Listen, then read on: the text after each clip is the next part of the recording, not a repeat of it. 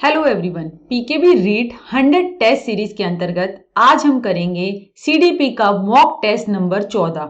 इससे पहले 13 सेट में करा चुकी हूँ। उम्मीद करती हूँ कि आपकी तैयारी बढ़िया चल रही होगी।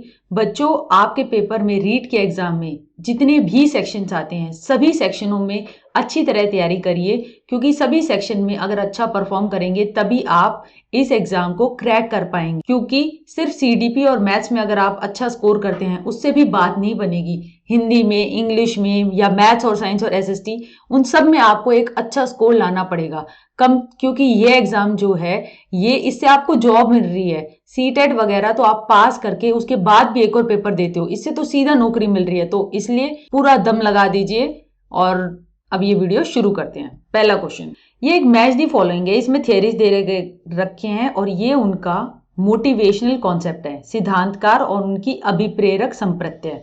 अब हल हमें पता है, हल ने जो दी थी वो ड्राइव रिडक्शन थियरी दी थी, तो पी को हमने क्यू से लगा दिया। उसने कहा था कुछ ड्राइव्स होती हैं नीड्स की, पहले उसने उन्हें नीड्स कहा फिर कहा ड्राइव। जैसे कि उसने कहा प्यास, प्यास जो है उसने फिर उसे कहा कि ये नीड नहीं ये ड्राइव है, और फिर उसने उसे ड्राइव स्टिमुलस कहा कि प्यास कभी भी पूर्ण रूप से खत्म नहीं होती, आप उसका ड्राइव स्टिमुलस थोड़ी देर के लिए कम हो जाता है अगर आप पानी पी लेते हो, तो इसलिए उसकी थ्योरी को ड्राइव स्टिमुलस रिडक्शन थ्योरी भी कहा जाता है। कैनन बार्ड, भैया कैनन बार्ड ये इमोशन वाले, संवेग वाले हैं, जिन्होंने कहा था कि जो हमारा मस्तिष्क होता है ना वो और साथ के साथ इमोशनल अराउजल वो एक ही टाइम पे होता है। इन्होंने और उसके बाद एक बैलेंस बनता है, तो इन्होंने हिम्योस्टेसिस यानी बैलेंस वाली भी बात की थी। अब आ गया मैकडूगल, ये हम इसके लिए बहुत ज्यादा श्योर हैं क्योंकि इन्होंने जो थे 14 बेसिक इंस्टिंक्ट दी थी जिस पे आधारित 14 बेसिक इमोशंस थे, संवेग थे। तो एस का हो गया 1। अगर हमें टिन बर्गन नहीं भी आ रहा तो हम देखते हैं कि हमारे 3 ऑप्शन किस में सबसे ज्यादा मेल, पी का 2 इसमें है, क्यू का 3 इसमें है, आर हमें अभी पता नहीं, मगर एस का 1 हमें श्योर है। तो ये जो ऑप्शन है इसमें हमारे 3 श्योर है, एक अनश्योर है, तो भी हम इसे लगा देंगे। और अनश्योर जो टिन बर्जन है उसके बारे में मैं आपको बताना चाहूंगी। टिन बर्जन ने एनिमल्स हैं उनके हैबिटेट पे कैसा वो वहां पे व्यवहार करते हैं उस पे उन्होंने काफी काम किया था। तो उन्होंने फिक्स एक्शन पैटर्न की बात की थी। उन्होंने बीज का जैसे कहा कि जैसे बीज है, मक्खियां थी, तो मक्खियों को जो है क्या किया गया, चित्र दिखाए गए फूलों के, मगर खुशबू नहीं थी। जब ऐसी खुशबू भी डाली गई तो जो मक्खियां थी वो उस चित्र के पास गई और वो नेक्टर उससे चूसने लग गई। तो ये उन्होंने कहा कि एक ब्लॉक था, एक मेंटल ब्लॉक था, उसको उन्होंने तोड़ा। चित्र के साथ साथ अगर उन्होंने जब खुशबू आई तो उन्होंने एक fix action pattern behaviour show किया। ये टिन बर्जन ने किया था, इन्होंने एनिमल के ऊपर काफी काम किया था, ये एनिमल साइकोलॉजिस्ट थे मेनली। पहला क्वेश्चन हो गया। दूसरा, दीर्घकालिक स्मृति में सूचना के भंडारण में कौन सा प्रक्रिया समूह आ जाता है। अब आपको लॉन्ग टर्म मेमोरी के अंदर इंफॉर्मेशन को स्टोर करना है, ठीक है। उसके लिए भाई बेटा आता है हमारा कंसोलिडेशन और लॉन्ग टर्म पोटेंशिएशन। सबसे पहले देखते हैं चंकिंग। चंकिंग जो होता है ना वो शॉर्ट टर्म मेमोरी में होता है। आप जो मैजिकल नंबर 7 प्लस माइनस 2 था ना उसको याद रखिए, उससे आप 9 या कम से कम 5 ऐसे अनरिलेटेड फैक्ट्स को कर सकते हैं, वो चंकिंग के उसमें आता है, ये शॉर्ट टर्म मेमोरी में है। मॉनिटर करना यानी इंफॉर्मेशन को मॉनिटर करना है, तो ये तो हमारा सेंसरी के बाद आता है, ये लॉन्ग टर्म में नहीं आता। लॉन्ग टर्म में अगर हमें कोई दीर्घकालीन मेमोरी में करनी है तो हम जो है उस सारी इंफॉर्मेशन को इलेबोरेटिव रिहर्सल के साथ यानी कि बार बार प्रैक्टिस करके साथ उसको कंसोलिडेट इकट्ठा करेंगे और लॉन्ग टर्म पोटेंशिएशन करेंगे। अब लॉन्ग टर्म पोटेंशिएशन यानी दीर्घकालिक विभवता वो क्या होती है। लॉन्ग टर्म पोटेंशिएशन जो होता है वो इंक्रीज करता है न्यूरॉन्स की एक्साइटेशन। न्यूरॉन्स होते हैं जो कि हमारे दिमाग में नर्व्स होती है ना, उनका सबसे जो बेसिक यूनिट होती है वो होती है न्यूरॉन। उसको ये एक्साइट कर देते हैं एक पर्टिकुलर स्टिमुलस आने पे, और बार बार वो हाई फ्रीक्वेंसी स्टिमुलस आता रहता है, तो न्यूरॉन्स काफी एक्साइटेड स्टेट पे रहते हैं। अब वो एक्साइटेड स्टेट पे रहेंगे ना तो उससे क्या होगा, लर्निंग स्ट्रेंथन होगी। उससे जो होता है वो स्किल्स जो है वो डिफिकल्ट और इम्पॉसिबल जो भी होती हैं वो नहीं रहेंगी, क्योंकि एक्साइटेड स्टेज में वो लर्निंग को काफी देर तक अपने अंदर रखेगा। A long lasting strengthening of synapses, जो साइनेप्स जो कि न्यूरॉन की एंडिंग्स होती है उनकी लॉन्ग लास्टिंग स्ट्रेंथनिंग हो जाती है नर्व सेल्स के अंदर। और क्यों होती है, क्योंकि रिपीटेडली हाई फ्रीक्वेंसी स्टिमुलस से वो अटैक होती हैं। सो ये कहा गया है कि लॉन्ग टर्म मेमोरीज वो बेस्ड है हमारी लॉन्ग टर्म पोटेंशिएशन। सिंपल सी भाषा में देखिए, जो हमारा नर्व्स न्यूरॉन्स होते हैं ना, ठीक है, उसका कोना खत्म होता है साइनेप्स पे, और आप जो होता है ना स्टिमुलस हाई फ्रीक्वेंसी डालते रहते हैं, उससे के कारण जो साइनेप्स होती है ना वो एक्साइटेड स्टेज में रहती हैं। एक्साइटेड स्टेट में रहती हैं तो उसके कारण वो एक्साइटेड स्टेट में जो मेमोरी होती है ना उसको बढ़ा देती हैं और इंसान ज्यादा सीख पाता है, ठीक है, और लॉन्ग टर्म मेमोरी में वो इन्फॉर्मेशन रिटेन हो जाती है। ड्रग्स क्या करते हैं, ड्रग्स जो होते हैं ना ये साइनेप्स जो इनका एक्साइटेशन ना करके इनको डिक्रीज कर देते हैं। अब वो डिक्रीज हो गए, कई ऐसे भी ड्रग्स होते हैं, तो उसके कारण क्या होता है, learning information long term memory तक नहीं पहुंच पाती। इसलिए लॉन्ग टर्म पोटेंशिएशन सबको याद किया गया कि साइनेप्स का एक्साइटेशन है, और एक्साइटेशन होने के कारण जो एलटीएम है यानी लॉन्ग टर्म इंफॉर्मेशन कोई भी मेमोरी में आ रही है तो वो लंबे समय तक रह जाती है। सिंपल टर्म्स में इसका आंसर यही है। सो 2 और 3 इसका आंसर है। जेम्स लांजे के अनुसार हमारी संवेगों से रिलेटेड थियरी कौन सी है? अब जेम्स लांजे ने जो कहा था, उनकी थियरी ये थी कि आई एम अफ्रेड, मैं डरा हुआ हूं क्योंकि मैं फिजियोलॉजिकल रिस्पॉन्स शेक कर रहा हूं, मैं घबरा घबरा के ऐसे पसीना छूट रहा है। तो सबसे पहले क्या होता है, एक स्टिमुलस आता है, ठीक है, यानी कि ये डरावना कुत्ता जो कि भौंक रहा है, ठीक है, इसके कारण ANS autonomous nervous system arousal होता है, बॉडी के अंदर चेंजेस आते हैं, पसीना छूटता है, लार टपकती है, और उसके बाद संवेग आता है, यानी कि फियर, संवेग लगता है कि अब मैं डर रहा हूं, क्योंकि मैं हिल रहा हूं इसलिए मैं डर रहा हूं, ये बात हो गई। तो इसमें ये है इनका स्टेजेस। इसमें सबसे पहले क्या होता है, सबसे पहले तो होता है इमोशन प्रोड्यूसिंग सिचुएशन, जैसे कि इसमें एक कुत्ता आया। इसके बाद आएगा हमारा एलिसिटेशन ऑफ इमोशनल रिस्पॉन्स, यानी कि इसमें यहाँ पे इमोशनल रिस्पॉन्स से मतलब है फिजियोलॉजिकल रिस्पॉन्स, यानी कि पसीना आना, ये सब, ठीक है। इसके बाद आएगा ब्रेन ने ये सेंसरी फीडबैक लिया और मसल्स और ऑर्गन्स को दिया, और उसके बाद आपने डर के संवेग को अनुभूत किया, उसकी अनुभूति हुई है आपकी। तो ये आएगा हमारा 1 3 4 2। अब देखते हैं ये किस में है, 1 3 4 2, ये तो डी में है, तो इसका आंसर डी आएगा। इनमें से कौन सा मेथड है प्रॉब्लम सॉल्विंग का, यानी समस्या समाधान का मेथड है? अब मेथड हमारे समस्या समाधान के क्या क्या है, ट्रायल एंड एरर, आप ट्राई करते रहते हैं, आपका एरर आता है तो फिर आप ऑप्शन को छोड़ देते हैं, आप दूसरा ऑप्शन ट्राई करने लग जाते हैं, तो ये तो एक प्रॉब्लम सॉल्विंग का मेथड है। मेंटल सेट, मेंटल सेट जो होता है ना वो एक तरीके की सोच है, मतलब जो आपके पूर्व अनुभवों से आपने बनाई होती है, और कोई भी प्रॉब्लम आती है तो आप उस तरीके से उसको सोच के करने के लिए, सॉल्व करने के लिए देखते हो। जैसे कि आपको ये प्रॉब्लम है बड़ी ही फेमस, इसमें जो है नो डॉट्स दे रखे हैं, और कहा गया है कि आपको 4 लाइनों से सारे डॉट कवर हो जाएं, ऐसे बनाना है, ठीक है। अब जैसे कोई एक प्रॉब्लम दी गई है, इस प्रॉब्लम के अंदर आप देख सकते हैं कि हमारे 9 डॉट्स हैं, और कहा जाता है आपको 4 लाइनें यूज करते हुए इन सारे डॉट्स को कवर करना है। अब कोई क्रिएटिव थिंकर होगा तो वो क्या करेगा, वो बनाएगा एक लाइन, भाई ये हो गई, 2 लाइन ये हो गई, 3 लाइन ये हो गई, और ये हो गई 4 लाइनें। मैंने सिर्फ 4 लाइनों में देखो इन डॉट्स को कवर कर दिया। तो ये जो था ये एक एग्जाम्पल है, और ये जो है ये आउट ऑफ लाइन इसलिए है एक, क्योंकि आपने एक पर्टिकुलर मेंटल सेट लगा के आप करते तो आप कभी भी ऐसा नहीं कर सकते थे, क्योंकि आप लाइन को एक point two point line segment की तरह देखोगे, और यहाँ पे हम क्या बात कर रहे हैं, लाइन की। तो मेंटल सेट एक तरीका होता है जिससे आप एक तरीका जो आपका कभी पीछे कामयाब हुआ था, आप उसी तरीके से उसे करते रहते हो। मेंटल सेट का ही एक एग्जाम्पल जो है वो है फंक्शनल फिक्सनेस, यानी चीजों को एक फंक्शन के लिए अगर यूज होती हैं तो उसी चीज पे देखना। जैसे कि आपको कोई पेच कसनी है तो आप पेचकस सारे घर में ढूंढते रहेंगे, मगर आप ये नहीं सोचेंगे कि चक्कू जो है उससे भी तो कुछ पेच कस सकता है। उस चक्कू का यूज आपने सिर्फ रोटी सब्जी बनाने में काम आने वाले औजार के रूप में देखा, तो आपने एक चक्कू को जो है एक उसका फंक्शन फिक्स कर दिया, उसके ज्यादा फंक्शंस को नहीं देखा। तो ये भी एक प्रॉब्लम सॉल्विंग में चीजों में बाधा डालता है। यानी कि अगर आप जो है पेपर में क्वेश्चन कर रहे हैं और आप जो है एक चीज ही लेकर बैठ गए कि मैं इसी फॉर्मूला से लगाऊंगा, और आप अलग ऑल्टरनेटिव्स नहीं देखोगे, तो उससे आपकी प्रॉब्लम सॉल्व नहीं होगी और टाइम भी वेस्ट हो जाएगा। एल्गोरिदम जो होते हैं ना भाई, ये एक तरीके का सेट रूल पोजीशन होता है कि आपको अगर जमा करना है तो आपको पहले 1s प्लेस ऐड करने हैं, फिर आपको 10s प्लेस का ऐड करने हैं। तो ये एक तरीके से एक डेफिनेट आंसर मिलता है कि जिसके डेफिनेट स्टेप्स होते हैं। ह्यूरिस्टिक्स जो होता है ना वो मेंटल शॉर्टकट्स होते हैं जो कि हम लगाते हैं अपनी चीज़ों को सॉल्व करने के लिए। इसे रूल ऑफ थंब भी कहा जाता है, जिसके अंदर हम जो है सब गोल एनालिसिस कर लेते हैं। यानी एक बड़ी यूनिट है, रीट का एग्जाम है तो हम करेंगे हिंदी का सेक्शन कर ले, इंग्लिश का सेक्शन कर ले, मैथ्स का सेक्शन कर ले, तो उसे सब गोल्स में डिवाइड कर दिया। या फिर हम मीन एंड एनालिसिस कर लेते हैं, यानी कि हमें एंड में जो है वो सिलेक्शन चाहिए और अभी हमारी तैयारी ये है तो हम मॉक टेस्ट के थ्रू उस गैप को कम करने की कोशिश करेंगे। या फिर हम एनालॉजी यूज कर लेते हैं, तो ये सब ह्यूरिस्टिक्स के अंदर आते हैं। या फिर हम एक वर्किंग बैकवर्ड स्ट्रेटजी यूज कर लेते हैं, यानी कि अगर मैंने कहीं पर कोई चाबी रखी घर में और मैं आप दोबारा सोच रही हूँ कि मैंने वो चाबी कहाँ छोड़ी थी, तो वो सारा ह्यूरिस्टिक्स के अंदर आता है, मेंटल शॉर्टकट्स के अंदर आता है, जो कि प्रॉब्लम सॉल्व में काम आता है।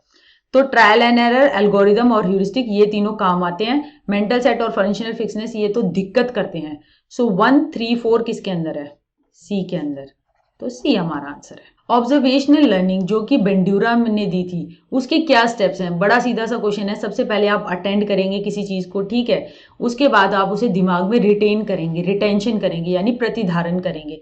उसके बाद जो है आप उसको रिप्रोड्यूस करेंगे, पुनरुत्पादन करेंगे। और अगर आपको सेल्फ मोटिवेशन मिलेगा या फिर बड़ों से कोई मोटिवेशन मिलेगा डायरेक्ट, तो आप उसे बार बार मोटिवेट होंगे लेटर यूज के लिए। तो इसका क्या हुआ? 2, 4, 1, 3। 2, 4, 1, 3 इसका आंसर आ गया सी। ये बेंड्यूरा ने दी थी भाई।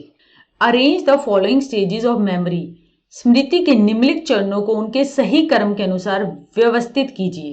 ठीक है, अब हमें करना है जैसे कि हमारा कोई भी सेंसरी इवेंट होता है, यानी कि बहुत सारी सेंसेस से हम कोई भी चीज लेते हैं, यानी कि बहुत सारी इंफॉर्मेशन है। यानी कि आप अगर काम कर रहे हो तो आप ढेरों लाखों इंफॉर्मेशन आपके पास आ रही है, कोई किरकिर की आवाज हो रही है, ये लैपटॉप आवाज कर रहा है, तो ऐसी बहुत सारी सेंसरी इवेंट, तो उनसे इनकोडिंग होती है। ठीक है, तो हमारा सबसे पहले तो हो गया इनकोडिंग, और ये सारी सेंसरी मेमोरी के अंदर आती है। इसके अंदर इंफॉर्मेशन जो होती है 1 सेकंड या उससे भी कम रहती है। और उसके बाद आप क्या करते हैं? सेंसरी रजिस्टर तो चलो हमने देख लिया, सबसे पहला आ गया। फिर आप उसके बाद क्या करते हैं? सेलेक्टिव अटेंशन देते हैं। आपने जो है वो अटेंशन दी और उसके बाद इंफॉर्मेशन शॉर्ट टर्म मेमोरी में चली गई।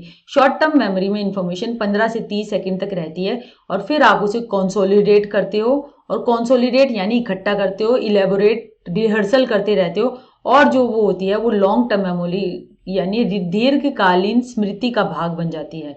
इंफॉर्मेशन एंटर करती है सेंसरी सिस्टम में, बट वो लॉन्ग टर्म और इवन शॉर्ट टर्म मेमोरी तक जा सकती है। अगर शॉर्ट टर्म में जाने के लिए आपको अटेंशन देनी पड़ेगी और लॉन्ग टर्म में जाने के लिए आपको कंसोलिडेट करना पड़ेगा, रिहर्सल करनी पड़ेगी।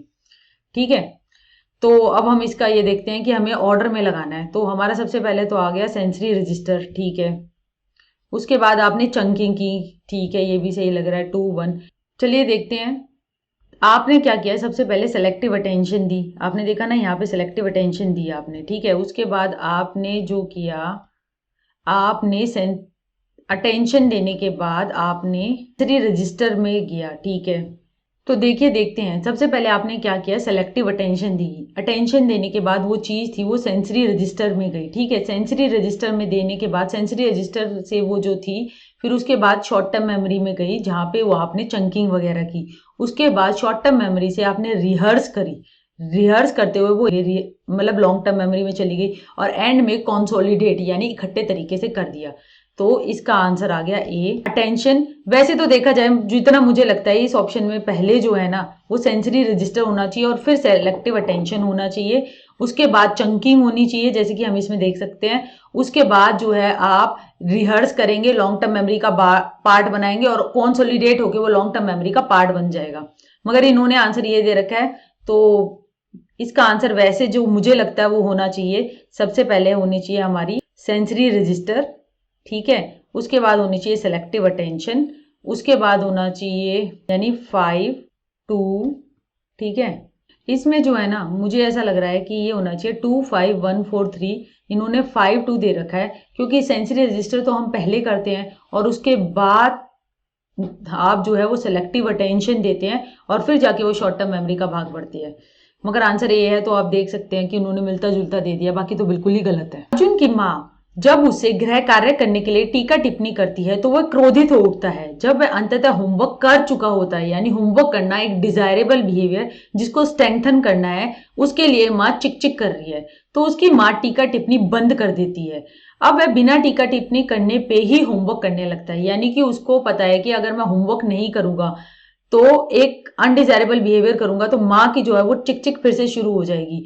तो एक वो चिक चिक से बचना चाहता है और स्ट्रेंथनिंग हो रही है डिजायरेबल बिहेवियर की, होमवर्क करने की, तो भाई ये कहलाएगा नेगेटिव रीइंफोर्समेंट। इसमें हमारी स्ट्रेंथनिंग हो रही है डिजायरेबल बिहेवियर की जो कि होमवर्क है, और साथ में विड्रॉ हो जाएगा यानी कि रिमूव कर ली जाएगी माँ की चिक। ठीक है, तो इसलिए ये कहलाता है negative reinforcement. Punishment by application, कोई प्रेजेंटेशन थोड़ी है, प्रेजेंटेशन तो ये होती कि वो रिमूव हो गई ना, तो इसलिए ये पनिशमेंट बाय एप्लीकेशन नहीं है, प्रेजेंटेशन टाइप नहीं है। पॉजिटिव रीइंफोर्समेंट ये थोड़ी है कोई रिवॉर्ड मिल रहा है कि वो तो नहीं है। Punishment by removal, punishment by removal इसलिए नहीं है कि आप जो है इसके अंदर जो है पनिशमेंट बाय रिमूवल इसलिए नहीं है, पनिशमेंट बाय रिमूवल के लिए जो अच्छी चीज होती है जैसे कि टीवी देखना, वो सारी चीजें जो पसंद की चीज है ना उस चीज को हटा लिया जाता है। इसके अंदर जो है वो बुरी चीज को यानी कि माँ की चिक चिक को हटाया गया है ताकि डिजायरेबल बिहेवियर हो। तो ये है नेगेटिव रीइंफोर्समेंट। थॉट्स यानी कि विचार, विचार क्या है, वो विचार जो है वो लैंग्वेज ऑफ माइंड है। इस तरीके के जो मैचिंग वाले क्वेश्चन होंगे ना बेटा, इसमें जो आपकी जो डेफिनेशंस है या कॉन्सेप्ट है वो आपके और क्लियर हो जाएंगे, क्योंकि आप एक तरीके से 4 क्वेश्चन कर रहे हो, 4 डेफिनेशन को, 4 शब्दों को, फिनोमिना को उनके 4 डिस्क्रिप्शन से मैच कर रहे हो, तो एक क्वेश्चन के अंदर 4 क्वेश्चन हो रहे हैं। तो थॉट्स क्या होती है, वो लैंग्वेज ऑफ माइंड होती है। ठीक है, अब इसके बाद हमारा कॉन्सेप्ट यानी कि किसी चीज का कॉन्सेप्ट, बिल्ली का कॉन्सेप्ट, शेर का कॉन्सेप्ट, वो रिप्रेजेंट करता है पूरी इंटायर क्लास को। ठीक है, प्रोटोटाइप क्या होता है, किसी भी कॉन्सेप्ट का बेस्ट एग्जांपल जो होता है ना वो कहलाता है प्रोटोटाइप। अगर आपसे कहा जाए कि आप सेब बनाओ तो आप ऐसे बेस्ट लाल कलर का सेब बना देते हैं और ये शेप बना देते हैं, और कोई शेप जो ऐसे टेढ़ा मेढ़ा भी है, ऐसे ऐसा भी हो सकता है, मगर ये बेस्ट आपने ये वाला बनाया ना, लाल रंग का बनाया, हरे रंग का भी सेब होता है, मगर जो प्रोटोटाइप बेस्ट एग्जांपल जो कि पूरी कॉन्सेप्ट के बारे में बताता है, तो यानी फेस उसका, तो वो कहलाता है प्रोटोटाइप। तो आर कहा गया 1, properties that best exemplify the concept. Categorisation यानी चीजों को वर्गीकरण करना, मतलब उनको कैटेगरी में डालना। Process of assigning an object to a concept या है क्लास, तो वो कहलाएगा कैटेगराइजेशन। तो P का तो 3 हुआ, ठीक है, Q का 4 हुआ, ये हो गया, और R का 1 हुआ, और S का 2 हुआ, तो हमारा आंसर आ गया B। अब ये फिर दोबारा से आ गए, 4 बातें दे रखी हैं, 4 फिनोमेना दे रखे हैं, और उन फिनोमेना को कौन सी कंडीशन कहा जाता है उससे मैच करना है। इन क्वेश्चंस के लिए आप पहले मोटा मोटा सरसरी तौर पे देखिए, और फिर जो आपको बिल्कुल अच्छी तरह आता है उसको पकड़ते हुए फिर बाकी मैचिंग करते रहिए। जैसे कि मुझे ऐसा लगता है मेंटल कॉन्टेमिनेशन मैंने देखा कि यानी कि मानसिक संदूषण, वो क्या होता है, इसके अंदर हम क्या करते हैं, mental processing that is not readily under our control. ऐसी प्रोसेसिंग जो कि हमारे मानसिक क्रिया जो एकदम हमारे नियंत्रण में नहीं है, हमारे निर्णयों को और व्यवहार को प्रभावित करती है, तो वो कहता है मेंटल कॉन्टेमिनेशन। ठीक है, तो हमारा एस का तो 1 हो गया, अब एस का 1 इसके अंदर है। ठीक है, इसके बाद आ गया हमारा इंफॉर्मेशन को ब्लॉक करना मेमोरी में, कि हम जो है वो ऐसे आपके अंदर इंफॉर्मेशन को स्मृति के अंदर ऐसे ब्लॉक करना कि आप जो है जो रिट्रीव करना चाहते हैं इंफॉर्मेशन को वो आपको नहीं मिल पा रही, तो वो कहलाएगा रिट्रीवल इनिबिशन। तो आर का 4 हो गया। ठीक है, अब हमारा 2 तरीके के एमनीजिया हो गए। एमनीजिया जैसे कि जब कोई दुर्घटना हो जाती है उससे जो है वो याददाश्त भूल जाना, वो कहलाता है भाई एमनीसिया। अब जो है loss of memory of events that occurred prior to a loss inducing event, हानिकारक घटनाओं से पूर्व होने वाली घटनाओं की स्मृति की क्षति, यानी कि हानिकारक घटना हो गई है उससे पहले की जितनी भी मेमोरी है ना पुरानी, आप भूल चुके हो, याददाश्त खो जाना, वो कहलाती है हमारी रेट्रोगेड एमनीसिया। ठीक है, अब loss of memory of events that occurs after a loss inducing event, हानिकारक घटनाओं के घटित होने के पश्चात की घटनाओं को स्मृति की क्षति। तो भाई अब मेरी घटना हुई तो वो घटना जो है loss of memory of events that occurs after loss inducing event, यानी कि दुर्घटना हो गई उसके पश्चात की घटनाओं की, उसके बाद जो जो घटना हुई उनको भूल जाना, तो वो कहलाता है एंटीरियोग्रेट। ज्यादातर फिल्मों में दिखाया जाता है ना पुरानी याददाश्त भूल जाते हैं, भाई वो रेट्रोगेट होता है, यानी रेट्रो यानी पुरानी। ठीक है, तो Q का 3 है और P का 2 है, तो इसलिए इसका आंसर आ गया डी। बहुत सारी कीमोथेरेपी उपचार के पश्चात डॉक्टर के पास कई बार जा चुकने के पश्चात अनीता को लगता है कि वेटिंग हॉल में बैठते ही उसको जो है वो नोजिया आने लगता है, यानी कि उसको ऐसे घबराहट सी होने लग जाती है। अब क्लासिकल कंडीशनिंग क्या कहेगी कि अनीता की ये नोजिया की कंडीशन हो रही है जो, जबकि कीमोथेरेपी हो भी नहीं रही, तो वो क्या कहलाएगी? वो कहलाएगी कंडीशन रिस्पॉन्स। भाई स्टार्टिंग में जो है उसको वहां बैठ के दिक्कत होती थी क्योंकि उसे कीमोथेरेपी करानी होती थी, ठीक है। अब जो है कीमोथेरेपी हो भी नहीं रही, तो मगर उसकी कंडीशनिंग ऐसी हो गई है कि वो उस कमरे की में बैठकर ही, यानी कि कमरा जो है वो कंडीशन स्टिमुलस का काम कर रहा है और वो कमरे में बैठ के जो घबराहट शो कर रही है वो कंडीशन रिस्पॉन्स है, यानी अनुबंधित प्रत्युत्तर है। कंडीशन स्टिमुलस क्या है? कमरा, ठीक है। अनकंडीशन स्टिमुलस ये है नहीं, यानी अनकंडीशन तो अपने आप से, अनकंडीशन रिस्पॉन्स भी नहीं है, ये कंडीशन रिस्पॉन्स है। कंडीशन रिस्पॉन्स है यानी कि वो घबराहट का रिस्पॉन्स शो कर रही है मगर कमरे में बैठ के ही, कीमोथेरेपी पे नहीं कर रही। अगर कीमोथेरेपी एक अनकंडीशन स्टिमुलस है और उस पर अनकंडीशन रिस्पॉन्स है डर।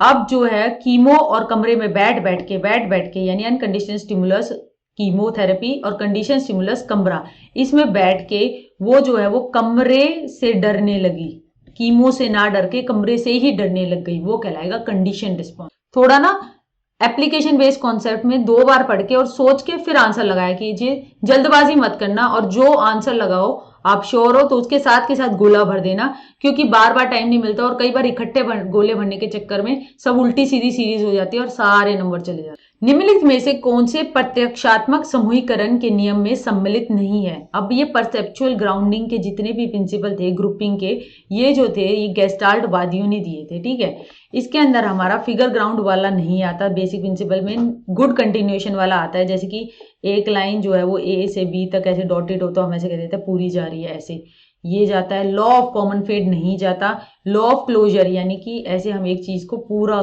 सर्कल की तरह देखते हैं, ये तो है।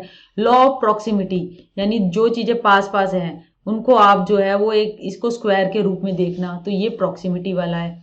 तो हमारा जो है 2, 4 और 5 ये आएंगे जो कि उसमें बिलोंग करते हैं, और हमें बताना है बिलोंग कौन से नहीं करते हैं, तो 1 और 3 बिलोंग नहीं करते, तो इसका आंसर आ गया डी। फिगर ग्राउंड ये वाला ऐसा होता है कि एक इसमें आपको 2 चेहरे दिखाई दे रहे हैं या फिर बीच में लोटा दिखाई दे रहा है, तो ये फिगर ग्राउंड वाले वो होते हैं, ये नहीं आ रहे, ये बेसिक लॉज के अंदर नहीं है। सेल्फ डिटर्मिनेशन थियोरी, आत्म दृढ़ता का सिद्धांत, अभिप्रेरणा का मानवीय दृष्टिकोण, ये जो दिया था भाई, ये क्वेश्चन आ सकता है पेपर में, नहीं रियान एंड डेसी ने दिया था, ठीक है। उसमें उन्होंने 3 बातें कही थी जो कि इसके अंदर मेनली आती हैं।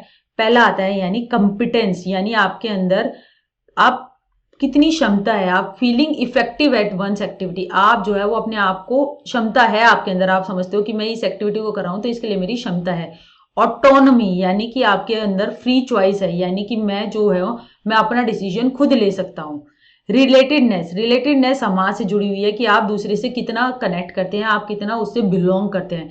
ये तीनों चीजें होंगी, ये मोटिवेशन और एंगेजमेंट देंगी, अभिप्रेरणा देगी, जिसके कारण परफॉर्मेंस इनहेंस होगी, यानी कि आपका काम करने का तरीका बेहतर होगा और वेलबींग बनी रहेगी। तो ये जो कॉन्सेप्ट था सेल्फ को डिटरमाइन करने वाला थियरी का, यानी कि आत्मनिर्भरता, वो कंपिटेंस आपकी क्षमता पे करती है।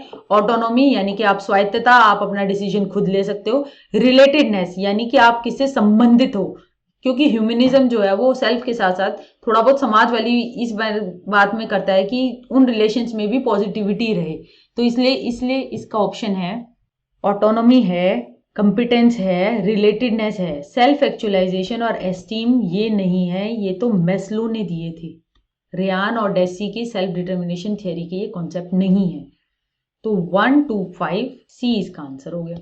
ये अब सेल्फ कॉन्सेप्ट के बारे में बातें कही गई है, यानी कि आत्म संप्रत्यय के बारे में बातें की गई हैं। बड़ी बड़ी बातें हैं, ऐसे देखकर कंफ्यूज ना होइएगा कि इतनी बड़ी स्टेटमेंट कैसे करेंगे। आंसर जो है कॉन्सेप्ट क्लियर होगा तो आप फटाफट कर पाएंगे। देखिए, पहला, आत्म संप्रत्यय में केवल वही प्रत्यक्षीकरण सम्मिलित नहीं है कि व्यक्ति कैसा है, बल्कि इसमें यह भी शामिल है कि उसे कैसा होना चाहिए। यानी सेल्फ कॉन्सेप्ट के अंदर आपकी रियल सेल्फ की बात भी है और आइडियल सेल्फ की भी बात है। ये बात तो बिल्कुल सही है। सेल्फ कॉन्सेप्ट आत्मसंप्रत्यय सामान्य नियमों और प्रयोगात्मक मनोविज्ञान द्वारा स्थापित प्रत्यक्षीकरण के सिद्धांतों का अनुकरण करता है। हाँ, ये भी करता है। आत्मसंप्रत्यय स्वसंबद्धि प्रत्यक्षीकरण के एक संगठित, समनुभूत और एकीकृत ढांचे का प्रतिनिधित्व करता है। यानी कि आपका जो सेल्फ है वो एक ऑर्गेनाइज तरीके से आप बिहेव कर रहे हैं, कोहेरेंट है यानी कि सब सिचुएशनों में आप ऐसा कर रहे हैं, इंटीग्रेटेड है यानी कि ऑल एस्पेक्ट सेल्फ के उससे जुड़े हुए हैं, सामाजिक एस्पेक्ट या फिर इमोशनल एस्पेक्ट, तो ये सब सेल्फ से जुड़े हुए हैं। ये बात तो सही है। सेल्फ जो है वो कोई एक टाइम टेबल फॉलो करता है और स्टेजेस में होता है कि आपका बचपन का सेल्फ कॉन्सेप्ट ऐसा होगा, बुढ़ापे का ऐसा नहीं है। सेल्फ जो है वो तो इवॉल्विंग, डेवलपिंग है, वो स्टेज पे बाउंड नहीं है। तो ये बात गलत है, बाकी तीनों बातें सही हैं, तो इसलिए इसका आंसर आ जाएगा D. A network of associated facts, संबंध तथ्यों तथा अवधारणाओं का नेटवर्क जिससे हमारा लौकिक सामान्य ज्ञान निर्मित होता है, ऐसे ज्ञान को कहते हैं हम सिमेंटिक मेमोरी।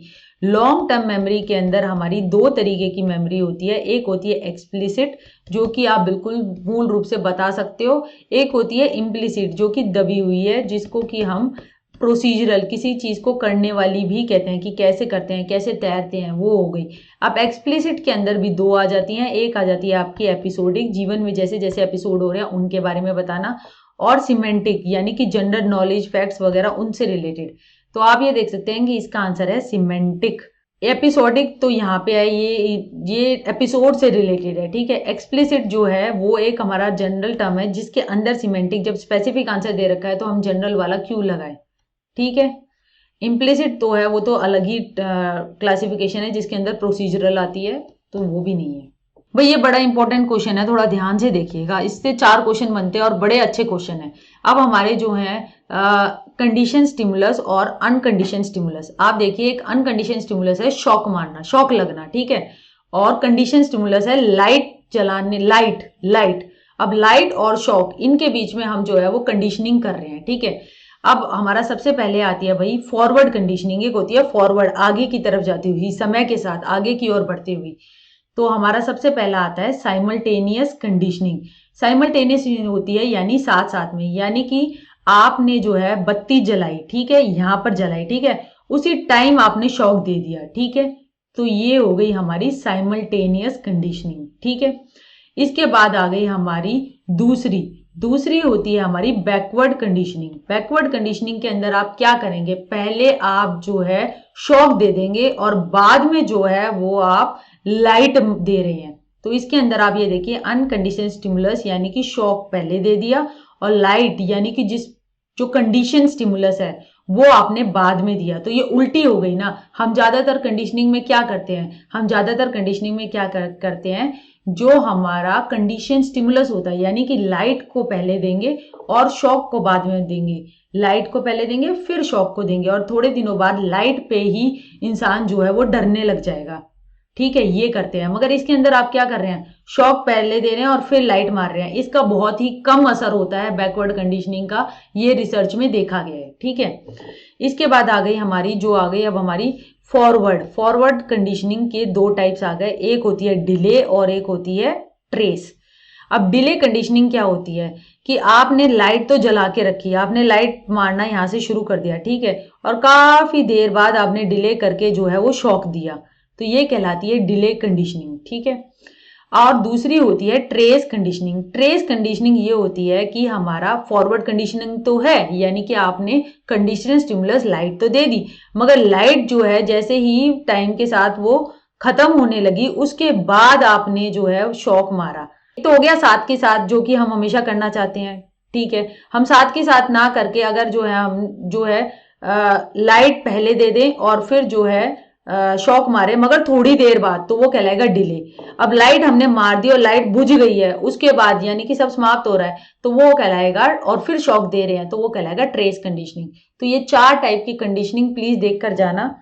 तो अब हम एक एक को करेंगे, जैसे कि ये concept of unconditioned stimulus occurs while the conditioned stimulus is still present, यानी कि अनकंडीशन स्टिमुलस जो है वो कंडीशन स्टिमुलस प्रेजेंट है और अनकंडीशन स्टिमुलस जो है वो भी चालू हो गया, तो ये तो हो गया डिले कंडीशनिंग। कंडीशन स्टिमुलस चालू है, ठीक है, और अनकंडीशन भी चालू हो गया, ठीक है। अब इसके बाद देखिए आप जो है आर पे जाइए। द कंडीशन स्टिमुलस यानी कि लाइट का जलना और अनकंडीशन स्टिमुलस शॉक का दोनों एक साथ हो रहे हैं और एक साथ खत्म हो रहे हैं। देखिए इस वाले में हो रहे हैं ना, दोनों में एक साथ शुरू हो रहे हैं यहाँ पे और एक साथ खत्म हो रहे हैं। तो ये वाला जो हो गया ना आर हो गया हमारा साइमल्टेनियस कंडीशनिंग। तो हमें पी का पता चल गया 4 है और आर का हमारा पता चल गया 2 है, ठीक है, ये दोनों हमें श्योर हो गए। अब जो है हम देखते हैं क्यू, यह जो कि हमारा ये है कि ऑनसेट हो रहा है कंडीशन स्टिमुलस का यानी कि लाइट का, वो प्रिसीड करता है अनकंडीशन स्टिमुलस से। यानी कि हमने देखा कि लाइट जो है वो हमारे शॉक से तो पहले आ रही है, मगर लाइट जो है वो बिल्कुल खत्म हो गई, फिर उसके बाद आपने जो है शॉक मारा, तो ये कहलाती है भाई ट्रेस कंडीशनिंग। यानी ट्रेस यानी उसका कुछ भाग शेष रह गया, यानी बुझती बुझती लाइट पे फिर आपने जाके शॉक मारा, ठीक है। इसके बाद आ गया हमारा एस का जो है भाई वो 3 है।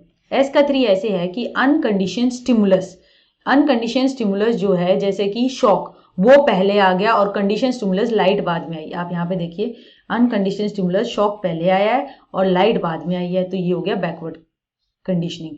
ऐसे डायग्राम को देख के याद रखेंगे ना तो याद रहेगा, थोड़ा ध्यान से इस टॉपिक को देखिएगा, ये आ सकता है। सृजनात्मक बुद्धि की अवधारणा का प्रतिपादक किया था भाई वो स्टर्नबर्ग ने किया था। उसने ACP किया था। उसने कहा था एक हमारी एनालिटिकल होती है यानी कि आप जो है विश्लेषणात्मक होती है, कंपोनेंशियल होती है, ठीक है, और दूसरी जो होती है ट्रायआर्किक मॉडल ऑफ इंटेलिजेंस दिया था। दूसरी जो होती है वो क्रिएटिव होती है, सृजनात्मकता पे आधारित होती है, वो एक्सपीरियंशियल होती है, ठीक है। और पी से होता है यानी ACP प्रद्युमन, पी से होता है प्रैक्टिकल, की हमारी कंटेक्चुअल होती है, किसी संदर्भ में होती है, सांदर्भिक होती है। तो क्रिएटिव जो आ गई वो स्टर्नबर्ग में आ गई।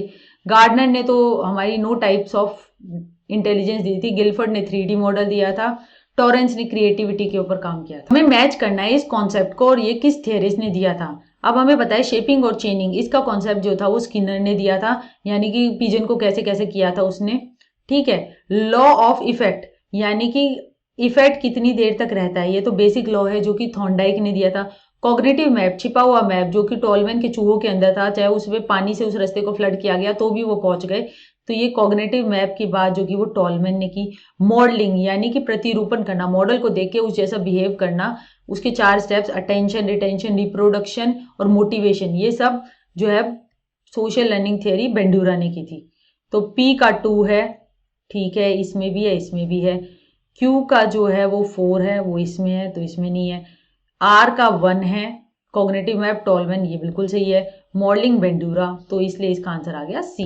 जीरोम ब्रूनर ने लैंग्वेज के बारे में क्या कहा था कि कोई डेवलपमेंटल टाइम टेबल होता है, नहीं, ऐसा कुछ नहीं कहा था। लैंग्वेज एक्विजिशन सिस्टम, ये तो चॉम्स्की ने कहा था कि हर कोई LED लेके पैदा होता है। लैंग्वेज एक्विजिशन सपोर्ट सिस्टम, हाँ भाई, ब्रूनर जो है ना वो कल्चर की बहुत इंपॉर्टेंट बात करते हैं कि anything can be taught to any person at any stage, मतलब कि उसके अंदर जो हमारा कल्चर है यानी टीचर है वो उसका बड़ा या फिर जो मोर नॉलेजेबल है, उसी तरीके की बात है जो थोड़ी बहुत वाइगोत्स्की ने भी कही थी कि इसमें उसने इनएक्टिव, आइकॉनिक और सिंबॉलिक तीनों मोड्स की जो है आपको बच्चे को देनी है, तो आपको सपोर्ट सिस्टम प्रोवाइड करना है। बच्चा ऐसा नहीं है जैसे पियाजे कहता है कि वो अपनी कॉग्निटिव डेवलपमेंट होती जाएगी तो उसके जो प्रोडक्ट निकलेगा वो लैंग्वेज जो है वो उसका निकलेगा। उसके लिए पियाजे के लिए थिंकिंग इंपॉर्टेंट है, मगर इसमें जो ब्रूनर कहते हैं कि लैंग्वेज भी अपने आप में इंपॉर्टेंट है और लैंग्वेज के लिए आपको एक सपोर्ट सिस्टम देना पड़ेगा बड़ों को, तो इसलिए इसका आंसर सी है। लैंग्वेज के प्रोसेस से आधारित इसका कोई काम नहीं है कि कैसे प्रोसेसिंग होती है उसकी, नहीं। मैककिलन जो थे उन्होंने जो है वो अचीवमेंट मोटिवेशन को नापा था, उसके बारे में बात की थी, और उसने जो टैट थीमेटिक एपरसेप्शन टेस्ट था ना जो कि मुर्रे और मॉर्गन ने बनाया था, उसकी पिक्चर्स को उसने यूज किया था। विंटर जो थे वो भी एक साइकोलॉजिस्ट थे, उन्होंने भी पावर मोटिवेशन को नापा था, मगर उन्होंने उसके लिए यूज किया था शाब्दिक मटेरियल, शब्दों वाला मटेरियल यूज किया था, ना उन्होंने कोई टैट की पिक्चर्स यूज की थी जो कि अनकॉन्शियस को ज्यादा निकाल के आती है। सीधा शाब्दिक वर्बल मटेरियल यानी कि शाब्दिक मटेरियल लिखा हुआ पढ़ सको जिसको, वो यूज किया था। परफॉर्मेंस करके दिखाने वाला कोई टेस्ट नहीं था, कोई लाइन ड्राइंग का भी टेस्ट नहीं था, वर्बल मटेरियल पे बेस्ड उसका टेस्ट था। अब ये फिर एक और 4 दे रखे हैं डिस्क्रिप्शन और 4 उनको नोमेनक्लेचर यानी उनको क्या कहा जाता है। तो एक क्वेश्चन के अंदर आपके 4 क्वेश्चन कवर हो रहे हैं। देखिए सबसे पहला है number of new cases that occur over a given period of time, यानी कि एक टाइम पे कितने केसेस आ रहे हैं। तो ये जैसे कि कोरोना के आप देखें तो वो कितने केसेस आ रहे हैं, तो वो देख सकते हैं हम, वो प्रेवलेंस हो सकता है यानी कि प्रचलन। Study of the distribution of disease और health related behaviour in a given population, यानी कि रोग वितरण अथवा किसी जनसंख्या में स्वास्थ्य संबंधी व्यवहारों का अध्ययन जो है वो कहलाता है भाई एपिडेमियोलॉजी, यानी कि जो आज की डेट में हम कर रहे हैं कोरोना को लेकर महामारी विज्ञान। तो क्यू का तो वन बिल्कुल है, क्यू का तो वन जिसमें होना वो उन दोनों में से ही आंसर होगा, तो ये तो काट दो, जिसमें क्यू का वन नहीं है ये भी काट दो। अब आंसर हमारा ए या सी होगा, ठीक है। Number of active cases in a population in a given period of time, एक गिवन पीरियड ऑफ टाइम में आपको कितने एक्टिव केसेस मिल रहे हैं, तो वो कहलाएगा इंसिडेंस, यानी कि अब कोरोना के इतने केसेस मिल रहे हैं, कितना प्रभाव क्षेत्र है। सो आर का 3 हो जाएगा, ठीक है। अ ग्रुप और clusters of symptoms that occur together, वो कहलाएगा सिंड्रोम, एस का 2, एस का 2, आर का, एस का तो 2 है, वो तो सिंड्रोम पक्का पता है, ठीक है, और ये 1 है, ठीक है। अब हमें इसमें कंफ्यूजन हो रहा है इंसिडेंस में और प्रेवलेंस में। इंसिडेंस यानी प्रभाव क्षेत्र और प्रचलन। अब ये हमारा कंफ्यूजन हमें दूर करने के लिए देखना पड़ेगा कि एक निश्चित समय अवधि के दौरान होने वाले नए रोगियों की संख्या, तो वो कहलाएगा उसका प्रभाव क्षेत्र, यानी कि कितना ज्यादा वो बढ़ रहा है।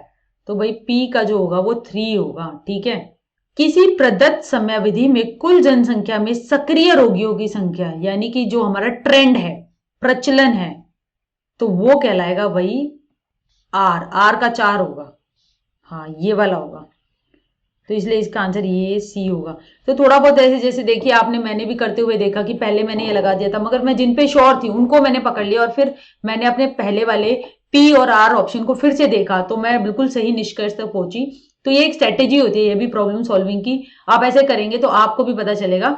अब हम इसको दोबारा फिर से रिवाइज कर लेते हैं कि एक निश्चित समय अवधि के दौरान होने वाले नए रोगियों की संख्या कहलाती है हमारी प्रभाव क्षेत्र, यानी कि कोरोना जो है वो इतना फैल रहा है, ठीक है। रोग वितरण अथवा किसी जनसंख्या में स्वास्थ्य संबंधी व्यवहारों का अध्ययन कहलाता है महामारी विज्ञान, ठीक है। किसी पद्धतित समयावधि में कुल जनसंख्या में सक्रिय रोगों की संख्या, यानी कि आपके इतने पॉजिटिव है, इतने कोरोना पॉजिटिव है, तो वो कहलाएगा ट्रेंड यानी प्रचलन। लक्षणों का समूह जो एक साथ प्रकट होता है, यानी कि बुखार भी आ रहा है, खांसी भी हो रही है, तो वो कहलाएगा संलक्षण।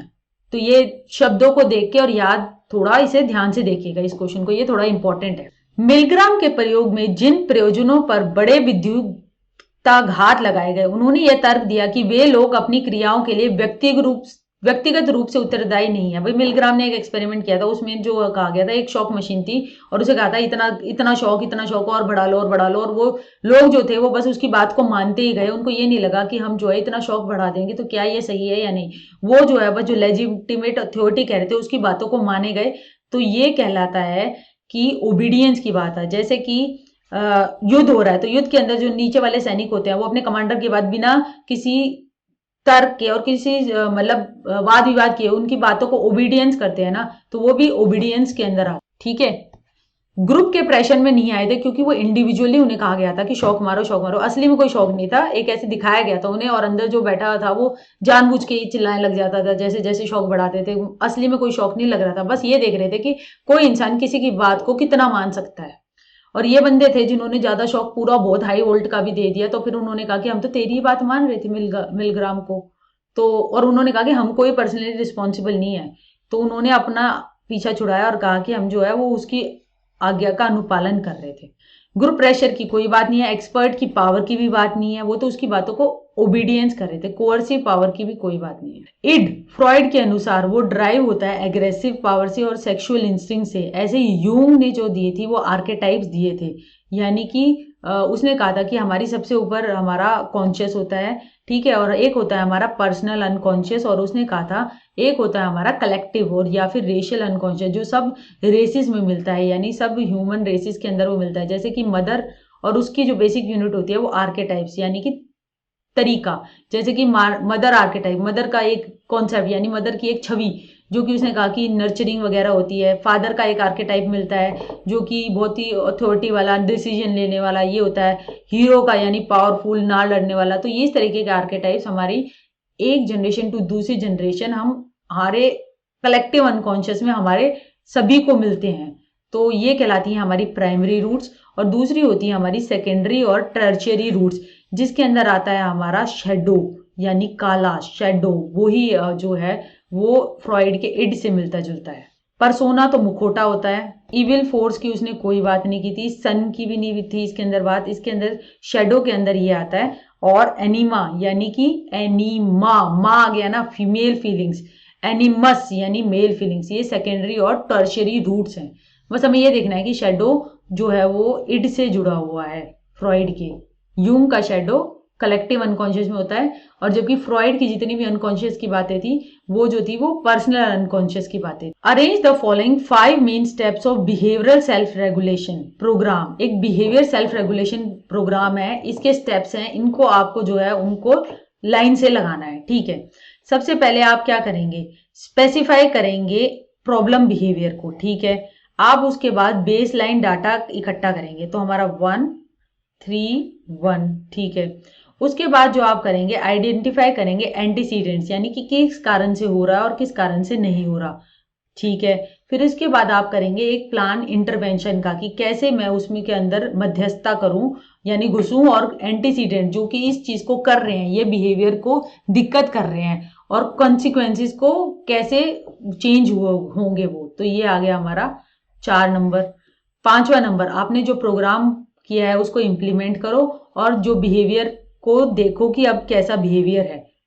ठीक है, एंटीसीडेंट्स जैसे कि आप देखिए कि दूसरों के कहने से चिढ़ जाना। ठीक है, ये प्रॉब्लम बिहेवियर है। ठीक है, आपने एंटीसीडेंट्स आइडेंटिफाई करे कि आप दूसरों से की बातों से चिढ़ जाते हो। ठीक है, आपने बेसलाइन डाटा इकट्ठा किया और आपने किया कि आप क्यों चिढ़ते हो, कैसे चिढ़ते हो, और क्या क्या उसके परिणामों की पहचान की। उसके बाद आपने एक प्रोग्राम बनाया कि कैसे दूसरों की बातों का असर आपके ऊपर ना हो, आपके सेल्फ पे ना हो, और फिर आपने जो है वो प्रोग्राम को इम्प्लीमेंट किया, और फिर बिहेवियर को मेजर किया कि दूसरों की कुछ ऐसी बातें बुलाई जो कि आपको प्रोवोक पहले करती थी, क्या वो अब भी आपको प्रोवोक कर रही है। तो ये एक बिहेवियर सेल्फ रेगुलेशन प्रोग्राम का एग्जाम्पल हो सकता है। तो इसलिए इसका आंसर ए है। ये स्टेजेस है लैंग्वेज डेवलपमेंट की, हमें बताना है कि ये कैसे होती हैं। सबसे पहले तो भाई फोनोलॉजिकल डेवलपमेंट होती है, साउंड्स आती हैं। ठीक है, उसके बाद जो आता है सिमेंटिक डेवलपमेंट होती है, मीनिंग आता है, मीनिंग के साथ शब्द आते हैं जिन जो मीनिंगफुल अर्थपूर्ण होते हैं। उसके बाद आप ग्रामर सिंटेक्स पे जाते हो, और उसके बाद जो है आप एक अर्थपूर्ण भाषा का उत्पादन करते हो। तो 1 3 1 3 1 4 2 ये इसका आंसर। अब फिर दोबारा से एक मैचिंग के क्वेश्चन में आपके फंक्शन दे रखे हैं, परसेप्शन के, प्रत्यक्षीकरण के प्रक्रिया दे रखे हैं, और प्रात्यक्षिक मुद्दे दे रखे हैं। ठीक है, अब इसके अंदर आप जो है ये अटेंशन यानी कि अवधान, अटेंशन के बारे में ये क्या आप देखते हैं, आप किसी चीज को देखते हैं तो क्या करते हैं, व्हाट इज दैट थिंग, ये चीज क्या है, तो वो कहलाती है अटेंशन। ठीक है, लोकलाइजेशन, लोकलाइजेशन का जो है वो जगह से, लोकेशन से रिलेटेड है। तो ये हो गया वेयर इज द ऑब्जेक्ट, यानी कि कोई चीज वस्तु कहाँ है। अब हमें 2 तो पक्का पता चल गया, P का 4, ठीक है, और Q का 1, ये दोनों तो हमारे सही जा रहे हैं। अब आ गया हमारा रिकॉग्निशन। रिकॉग्निशन के अंदर आप क्या करते हैं, क्या कोई चीज है उस चीज को पहचानने की कोशिश करते हैं। ठीक है, एब्स्ट्रैक्शन, एब्स्ट्रैक्शन का मतलब है अपकर्षण। What do characterize that thing, उस चीज के अंदर क्या क्या चीजें आती हैं उसके बारे में बताना, तो वो कहलाएगा एब्स्ट्रैक्शन। ये आ गया, तो इसलिए इसका आंसर ए है। अटेंशन यानी कि वह क्या चीज है, लोकलाइजेशन वो कहां पर है, रिकॉग्नाइज क्या कोई चीज है उसको पहचानना, एब्स्ट्रैक्शन उसके अंदर जो चीजें आती हैं या फिर क्या क्या चीजों से मिलकर वो बनी है, तो वो कहलाता है एब्स्ट्रैक्शन यानी अपकर्षण। अब लाई डिटेक्टर जो टेस्ट होते हैं ना बेटा, वो कहलाते हैं पॉलीग्राफ। ठीक है, जो कि टेस्ट करते हैं गिल्ट नॉलेज को, या फिर आप जो झूठ बोल रहे हो उसके अंदर मेजर किया जाता है, आपकी हार्ट रेट को मेजर किया जाता है, बिल्कुल सही। इलेक्ट्रोडर्मल रिस्पॉन्स यानी कि जो डर्मस, जो आपकी स्किन से रिलेटेड जो आपका रिस्पॉन्स है वो किया जाता है।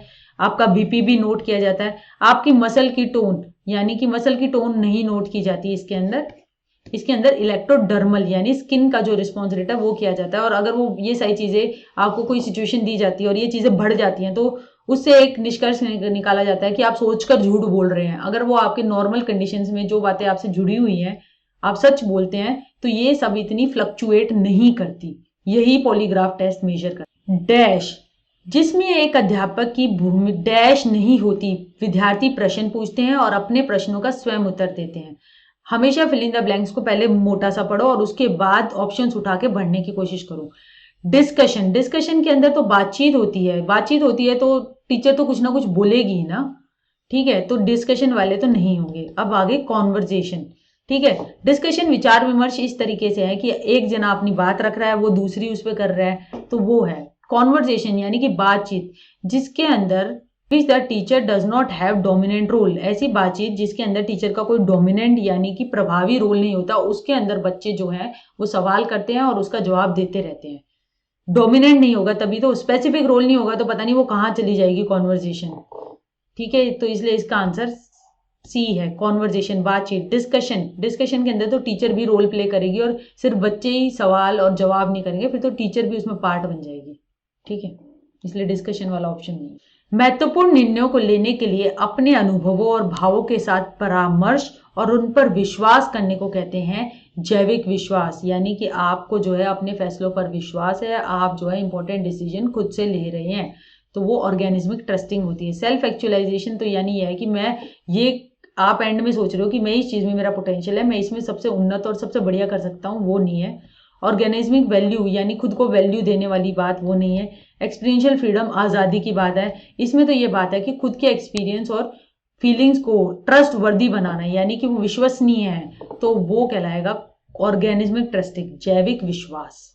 अब गार्डनर ने जो दी थी भाई, इसमें 8 दे रखी है, 8 नहीं है, ये 9 है। अब 2000 में साल 2000 जो था वो उसमें ऐड की गई थी ये, और इसके अंदर आ गया एक्सपीरियंशियल, जो कि दार्शनिक वगैरह उनमें होती है, वो एक और टाइप्स ऑफ इंटेलिजेंस थी, वो ऐड कर दी गई थी। इस क्वेश्चन में दिया गया है कि हमारी और फिल इन द ब्लैंक्स है कि कौन सी और आएगी, तो आप ये देखो पहले काट ही दो, मैकेनिकल की बात उसने की ही नहीं, ये तो होगा ही नहीं, ठीक है।